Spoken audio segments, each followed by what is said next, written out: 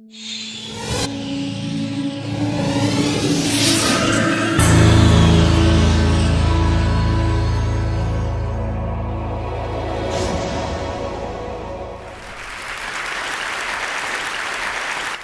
live in an incredibly busy world. The pace of life is often frantic, our minds are always busy, and we're always doing something. So with that in mind, I'd like you just to take a moment to think, when did you last take any time to do nothing? Just 10 minutes, undisturbed. And when I say nothing, I do mean nothing. So that's no emailing, texting, no internet, no TV, no chatting, no eating, no reading. Not even sitting there reminiscing about the past or planning for the future. Simply doing nothing. I see a lot of very blank faces. My thinking is probably have to go a long way back. And this is an extraordinary thing, right? We're talking about our mind. The mind, our most valuable and precious resource through which we experience every single moment of our life. The mind that we rely upon to be happy, content, emotionally stable as individuals, and at the same time to be kind and thoughtful and considerate in our relationships with others.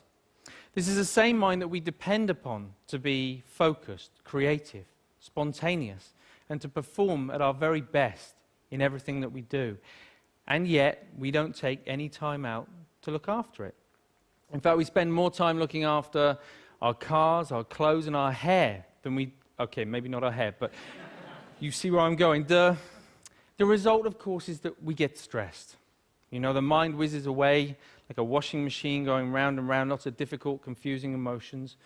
And we don't really kind of know how to deal with that. And the sad fact is that we are so distracted that we're no longer present in the world in which we live.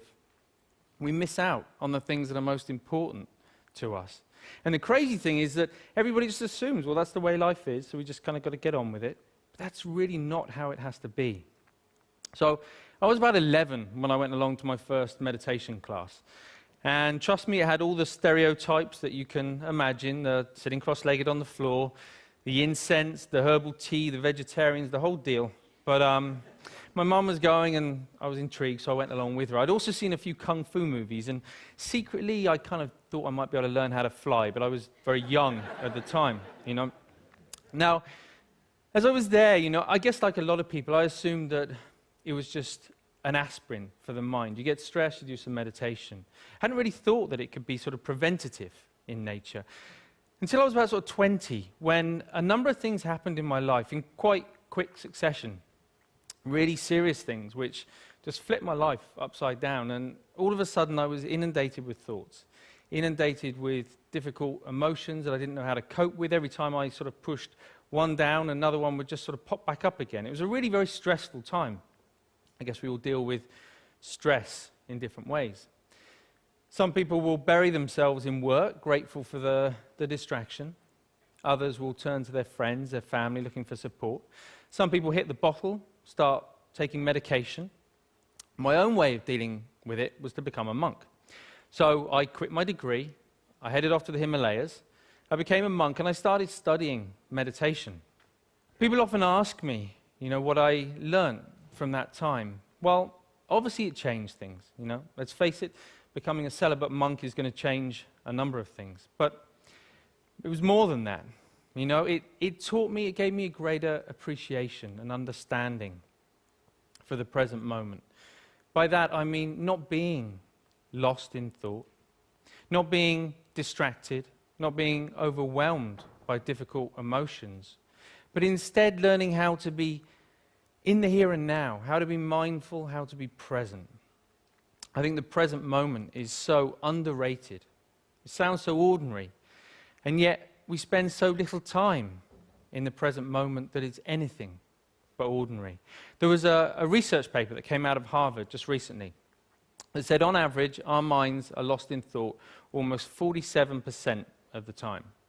47%. At the same time, this sort of constant mind wandering is also a direct cause of unhappiness. Now, we're not here for that long anyway, but to spend almost half of our life lost in thought and potentially quite unhappy, Don't know. It's just me. It kind of seems tragic, actually, especially when there's something we can do about it. When there's a positive, practical, achievable, scientifically proven technique which allows our mind to be more healthy, to be more mindful, and less distracted. And the beauty of it is that even though it kind of need only take about 10 minutes a day, it impacts our entire life. But we need to know how to do it. We need an exercise, we need a framework to learn how to be more mindful. That's essentially what meditation is. It's familiarizing ourselves with the present moment. But we also need to know how to approach it in the right way, to get the best from it. And that's what these are for, in case you've been wondering. Because most people assume that meditation is all about sort of stopping thoughts, getting rid of emotions, somehow controlling the mind. But actually it's quite different from that. It's more about sort of stepping back, sort of seeing the thought clearly, witnessing it coming and going, emotions coming and going without judgment, but with a relaxed, focused mind. So for example, right now, if I focus too much on the balls, then there's no way that I can relax and talk to you at the same time. Equally, if I relax too much talking to you, then there's no way I can focus on the balls. I'm going to drop them. Now in life and in meditation, there'll be times when the focus becomes a little bit too intense and life starts to feel a bit like this. It's a very uncomfortable way to live life when we get this tight and stressed. At other times, we might take our foot off the gas a little bit too much and things just become a sort of bit like this. And of course, in meditation, we can end up falling asleep. So we're looking for a balance of focused relaxation where we can allow thoughts to come and go without all the usual involvement. Now, what usually happens when we're learning to be mindful is that we get distracted by a thought. Let's say this is an anxious thought. So everything's going fine, and then we see the anxious thought, and it's like, oh, didn't realize I was worried about that. You go back to it, repeat it. Oh, I am worried. Oh, I really am worried. Wow, there's so much anxiety. And before we know it, right, we're anxious about feeling anxious. You know, this is crazy. We do this all the time, even on an everyday kind of level. If you think about the last time, I don't know, you had a wobbly tooth. You know it's wobbly, and you know that it hurts. But what do you do every 20, 30 seconds? I don't know. It does hurt. And we reinforce the storyline, right? And we just keep telling ourselves. And we do it all the time, and it's only in learning to watch the mind in this way that we can start to let go of those storylines and patterns of mind. But when you sit down and you watch the mind in this way, you might see many different patterns. You might find a mind that's really sort of restless and the whole time. You know, don't be surprised if you feel a bit agitated in your body when you sit down to do nothing and your mind feels like that. You might find a mind that's very sort of dull and boring, and it's just almost mechanical. It just sort of seems to, it's as if you're just sort of getting up, going to work, eat, sleep, get up. Or it might just be that one little nagging thought that just goes round and round and round to your mind.